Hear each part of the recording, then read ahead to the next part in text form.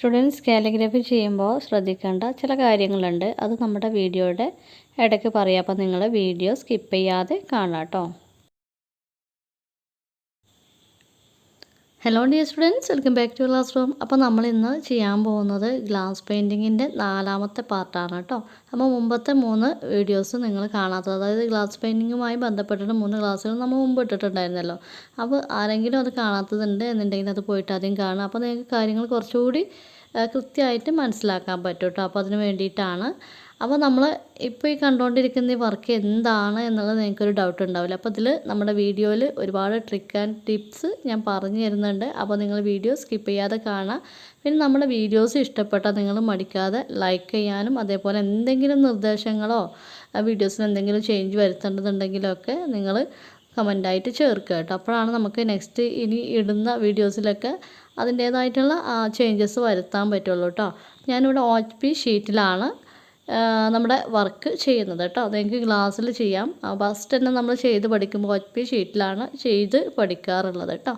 അപ്പോൾ ഞാനിവിടെ free hand ആയിട്ടാണ് വർക്ക് ചെയ്യുന്നത്. കാരണം നമ്മൾ ഡീറ്റെയിൽ ആയിട്ടുള്ള ക്ലാസ്സുകൾ 3 ഇവിടെ ഇട്ടിട്ടുണ്ട്. അപ്പോൾ അത് കണ്ടവർക്ക് അത് മനസ്സിലായിട്ടുണ്ടാവും.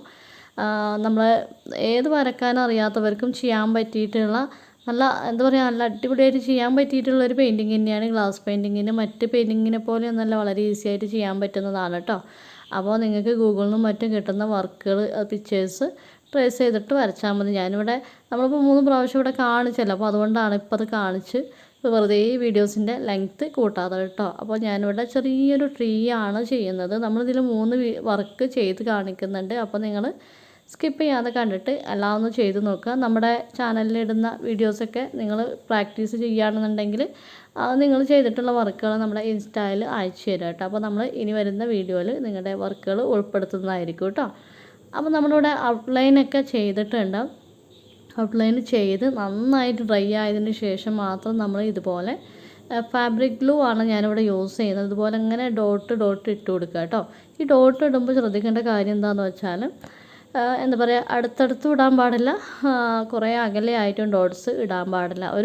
ഒരു കറക്റ്റ് പാകത്തിന് മാത്രം ഇടുക. കാരണം ഇതൊന്നും ഇങ്ങനെ കുറച്ച് ടൈം വെക്കുമ്പോൾ ഈ ഒരു ഗ്ലൂ ജസ്റ്റ് ഒന്ന് ഒന്ന് പടരാനുള്ളൊരു ചാൻസ് ഉണ്ട്. അപ്പോൾ അതൊന്ന് ശ്രദ്ധിക്കുക കേട്ടോ.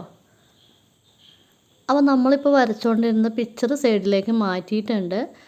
നമ്മളിവിടെ ടൈം ലാഭിക്കാൻ വേണ്ടിയിട്ടാണ് അത് മാറ്റി വെച്ചത്. അത് ഡ്രൈ ആയതിന് ശേഷമാണ് നമുക്ക് അതിൽ കളർ ചെയ്യാൻ പറ്റുള്ളൂ. അപ്പോൾ ഞാൻ നേരത്തെ വേറൊരു പിക്ചർ ഇവിടെ ചെയ്ത് വെച്ചിട്ടുണ്ട് കേട്ടോ. എന്നിട്ട് ഇതുപോലെ ഡോട്ട് ഇട്ട് വെച്ചിട്ടുണ്ടായിരുന്നു. അപ്പോൾ അത് നന്നായിട്ട് ഡ്രൈ ആയിട്ടുണ്ട്. ഡ്രൈ ആയതിന് ശേഷം മാത്രം നമ്മളിതുപോലെ പെയിൻറ്റ് അപ്ലൈ ചെയ്യുക കേട്ടോ. പെയിൻറ്റ് അപ്ലൈ ചെയ്യുമ്പോൾ വളരെ വൃത്തിക്ക് ശ്രദ്ധിച്ച് ചെയ്യുക കേട്ടോ. പിന്നെ നമ്മൾ സാധാരണ ഗ്ലാസ് പെയിൻറ്റിങ് ചെയ്യുന്നത് പോലെ ഈസി ആയിട്ട് ചെയ്യാൻ പറ്റില്ല. കുറച്ചൊരു ആ ടെക്സ്ചർ ഉണ്ടല്ലോ, കുറച്ചൊരു അത്ര സ്മൂത്ത്നെസ് ഉണ്ടാവില്ല. അപ്പോൾ അത് ശ്രദ്ധിച്ചിട്ട് ചെയ്യുക കേട്ടോ. പിന്നെ നമ്മളിപ്പോൾ ചെയ്യുന്നത് water based glass colour use ചെയ്തിട്ടാണ്. ഞാൻ മുമ്പത്തെ ക്ലാസ്സിൽ കാണിച്ചു തന്നിട്ടുണ്ടായിരുന്നു. സോൾവെൻറ്റ് ബേസ്ഡ് ഗ്ലാസ് കളേഴ്സ്, അതേപോലെ വാട്ടർ ബേസ്ഡ് ഗ്ലാസ് കളേഴ്സ് എന്ന പേരിൽ 2 ടൈപ്പ് ഗ്ലാസ് കളേഴ്സ് ഉണ്ട് കേട്ടോ. അപ്പോൾ തമ്മിലുള്ള വ്യത്യാസം എന്താണെന്ന് വെച്ചാൽ ഈ ബോട്ടിലിൽ കിട്ടുന്ന ഗ്ലാസ് കളറിനേക്കാളും കുറച്ചുകൂടി നല്ല ബ്രൈറ്റ് കളേഴ്സാണ് നമ്മുടെ സോൾവെൻറ്റ് ബേസ്ഡ് ഗ്ലാസ് കളേഴ്സിൽ ഉണ്ടാവുക കേട്ടോ.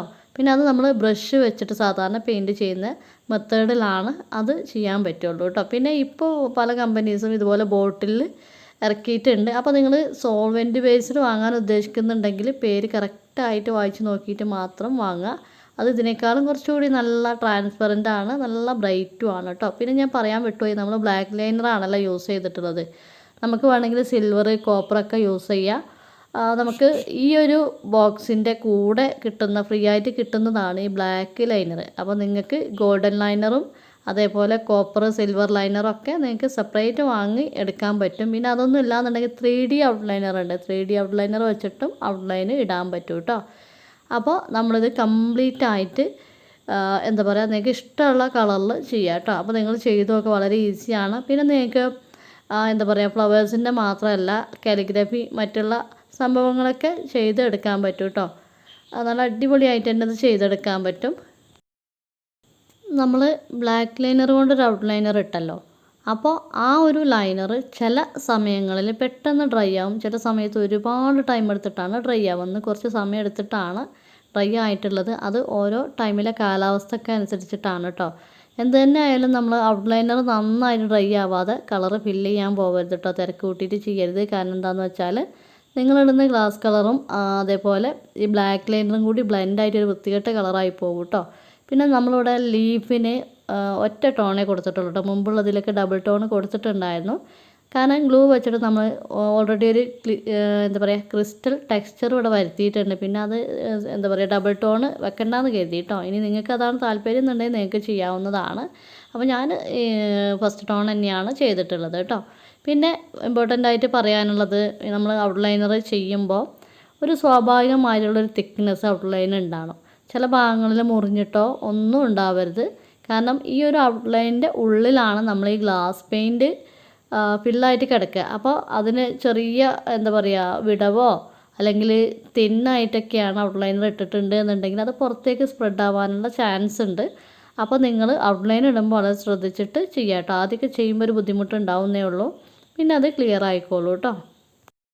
പിന്നെ പെയിൻറ്റിങ് ചെയ്യുമ്പോൾ നിങ്ങൾ ബോട്ടിൽ അമർത്തിക്കൊണ്ട് പെയിൻറ്റ് ചെയ്യരുത്. കാരണം ഒരുപാട് അങ്ങ് പെയിൻറ്റ് സ്പ്രെഡായി പോകും. അപ്പോൾ OHP ഷീറ്റുമ്മലൊക്കെ കളർ സ്പ്രെഡായാൽ ആ ഒരു വർക്ക് തന്നെ ഡാമേജ് ആയി പോകും കേട്ടോ. നിങ്ങൾ ഗ്ലാസ്സുമ്മലാണ് എന്താ പറയുക ഈ ഒരു കളർ സ്പ്രെഡ് ആയതെന്നുണ്ടെങ്കിൽ ഉണങ്ങിയതിന് ശേഷം നിങ്ങൾക്ക് ബ്ലേഡ് വെച്ചിട്ട് ജസ്റ്റ് ഒന്ന് സ്ക്രാച്ച് ചെയ്തെടുത്താൽ അത് കിട്ടും. OHP ഷീറ്റുമ്മേ ഒരു എന്താ പറയുക പ്ലാസ്റ്റിക് എഫക്റ്റ് ഉള്ള ഒരു സംഭവം ആയതുകൊണ്ട് തന്നെ നമ്മൾ എന്താ പറയുക ബ്ലേഡോ മറ്റൊക്കെ വെച്ച് സ്ക്രാച്ച് ചെയ്യുമ്പോൾ അതിന്മേൽ മാർക്ക് വീഴും. അപ്പോൾ നിങ്ങൾ എന്താ ചെയ്യേണ്ടതെന്ന് വെച്ചാൽ ശ്രദ്ധിച്ചിട്ട് ചെയ്യുക. ഇനി അഥവാ അങ്ങനെ പോവുകയാണ് എന്നുണ്ടെങ്കിൽ പുറത്തേക്കൊക്കെ സ്പ്രെഡ് ആവുകയാണ് എന്നുണ്ടെങ്കിൽ പെട്ടെന്ന് തന്നെ അത് തുടച്ചെടുക്കുക കേട്ടോ. അപ്പോൾ നിങ്ങൾ ഗ്ലാസ് പെയിൻറ്റിങ് ചെയ്യുമ്പോൾ എപ്പോഴും ഒരു വേസ്റ്റ് ക്ലോത്തോ വേസ്റ്റ് പേപ്പറോ കയ്യിൽ കരുതുക. കാരണം ഇടയ്ക്കിടയ്ക്ക് ഔട്ട്ലൈനറിൻ്റെ ആ ഒരു ഷാർപ്പായിട്ടുള്ള ഭാഗം ക്ലിയർ ചെയ്ത് അതായത് ക്ലീൻ ചെയ്ത് കൊടുക്കേണ്ടി വരും. അതേപോലെ തന്നെ നമ്മുടെ ഈ പെയിൻറ്റിങ്ങിൻ്റെ ഗ്ലാസ് പെയിൻറ്റിൻ്റെ ബോട്ടിലിൻ്റെ അറ്റം അതുപോലെ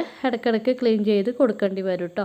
അപ്പോൾ നമ്മുടെ പിക്ചർ ഇവിടെ കംപ്ലീറ്റ് ആയിട്ടുണ്ട്. ഈ ഒഴിഞ്ഞ് കിടക്കുന്ന വൈറ്റ് ഭാഗങ്ങളിൽ ഇതുപോലെ ബ്ലാക്ക് ഇനാമൽ പെയിൻറ്റ് വെച്ചിട്ട് നമുക്ക് ഫില്ല് ചെയ്ത് കൊടുക്കാം കേട്ടോ. നമ്മുടെ ഈ ബ്ലാക്ക് ഇനാമൽ പെയിൻറ്റ് ഡ്രൈ ആയി കിട്ടാൻ ഒരു 48 മണിക്കൂർ കുറഞ്ഞതായിട്ടുണ്ട് കേട്ടോ. അപ്പോൾ അതുകൊണ്ടാണ് ഞാൻ വേറൊരു പിക്ചറാണ് നിങ്ങൾക്ക് കാണിച്ചു തരുന്നത്. ഇത് നമ്മൾ ഗ്ലാസ്സുമ്മലാണ് ചെയ്തിട്ടുള്ളത് കേട്ടോ. ഗ്ലാസ്സുമ്മ ചെയ്തിട്ട് തിരിച്ചിട്ടിട്ടാണ് നമ്മൾ ഫ്രെയിം ചെയ്തിട്ടുള്ളത്. അപ്പോൾ ഇതിന് യൂസ് ചെയ്തിട്ടുള്ളത് സോൾവെൻറ്റ് ബേസ്ഡ് ഗ്ലാസ് കളറാണ്. അപ്പോൾ നേരത്തെ കാണിച്ചത് നമ്മൾ വാട്ടർ ബേസ്ഡ് ആണ് കേട്ടോ. അപ്പോൾ എല്ലാവരും ചെയ്ത് നോക്കിയിട്ട് അഭിപ്രായങ്ങൾ പറയാം കേട്ടോ. പിന്നെ ഗ്ലാസ്സിൽ നമ്മൾ കാലിഗ്രഫി ചെയ്യുമ്പോൾ ശ്രദ്ധിക്കേണ്ടത് എന്താണെന്ന് വെച്ചാൽ നമ്മൾ നേരെ നമ്മൾ പിക്ചർ ചെയ്യുന്നത് പോലെ അങ്ങ് ചെയ്യാൻ പറ്റില്ല. കാരണം എന്താണെന്ന് വെച്ചാൽ നമ്മൾ പിക്ചർ തിരിച്ചിട്ടിട്ടാണ് യൂസ് ചെയ്യുക. അപ്പോൾ നമ്മൾ എല്ലാം കഴിഞ്ഞിട്ടായിരിക്കും മിസ്റ്റേക്ക് മനസ്സിലാക്കി. എനിക്കൊരിക്കലും ആ ഒരു മിസ്റ്റേക്ക് പറ്റിയിട്ടുണ്ട്. അതാണ് ഞാൻ കറക്റ്റായിട്ട് അത് പറയാനുള്ള കാരണം.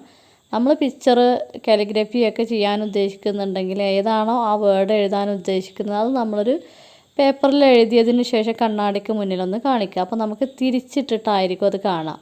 അപ്പോൾ ആ തിരിഞ്ഞ് നിൽക്കുന്ന ആ ലെറ്ററാണ് നമ്മൾ പേപ്പറിൽ പകർത്തേണ്ടത് കേട്ടോ. അപ്പോഴാണ് നമ്മൾ ഗ്ലാസ്സുമ്മൽ അത് ചെയ്ത് നമ്മൾ ഫ്രെയിം ചെയ്തൊക്കെ വരുമ്പോൾ കറക്റ്റ് ഓർഡറിൽ നമുക്കത് വായിക്കാൻ പറ്റുള്ളൂ. കാലിഗ്രഫി ആണെങ്കിലും നിങ്ങളുടെ പേരാണെങ്കിലും ഒക്കെ നിങ്ങളിങ്ങനെ തന്നെയാണ് ചെയ്യേണ്ടത്. അപ്പോൾ നമുക്ക് കാലിഗ്രഫി ആ പെയിൻറ്റിങ് നിങ്ങൾക്ക് പഠിക്കണം എന്നുണ്ടെങ്കിൽ അത് നിങ്ങൾ മെൻഷൻ ചെയ്യുക. നിങ്ങൾ കമൻറ്റായിട്ട് ചെയ്യാൻ നിങ്ങൾക്ക് ചെയ്യാൻ ഉദ്ദേശിക്കുന്ന വർക്കുകളൊക്കെ നിങ്ങൾ കമൻറ്റ് ചെയ്യുക കേട്ടോ.